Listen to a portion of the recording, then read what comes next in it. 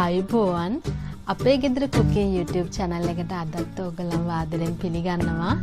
අද මම හදන්න යන්නේ කරවිල වෑංජනයක්. රසම රස කරවිල වෑංජනයක් තමයි හදන්න යන්නේ. එහෙනම් අපි බලමු අපේ කරවිල වෑංජනය හදාගන්න මොනවද අපිට ඕන කරන්න කියලා. අපේ කරවිල වෑංජනය හදාගන්න මොනවද ඕන කරන ප්‍රමාණයන් මම දාලා තියෙනවා. මං කරවිල ග්‍රෑම්ස් 500ක් තමයි අරන් තියෙන්නේ රවුම් කපාගෙන මම මේක ලුණු වතුර දාලා පොඩි කරලා සෝදගෙන තියෙන්නේ. තක්කලි ලොකු තක්කලි ගෙඩියක් අරන් තියෙන්නේ මම ඒක ටිකක් ලොකුවට කපාගෙන තියෙන්නේ චූටියෙන් නෙමෙයි. මං දීලුණුත් ලොකු ගෙඩියක් තමයි අරන් තියෙන්නේ.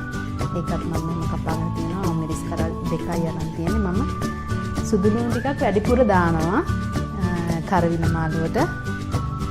කුරුඳු පොතු පොඩි කෑල්ලක් අරන් තියෙනවා. රම්ප කරපිංචා ඉඟුරු සුදු ලුණු තමයි දාන්නේ. පොල් කිරිත් ඕනේ. පොල් කිරි අපි ටෙම්පරාදුර දාගන්න පොල් තෙලුයි. කරි කුඩු, කහ කුඩු, මිරිස් කුඩු, ලුණුයි, අබයි. මේ ටික තමයි අපට ඕන වෙන්නේ අපේ කරවිල වෑංජනය හදන්න. එහෙනම් අපි බලමු අපේ කරවිල වෑංජනය හදන්නේ කොහොමද කියලා.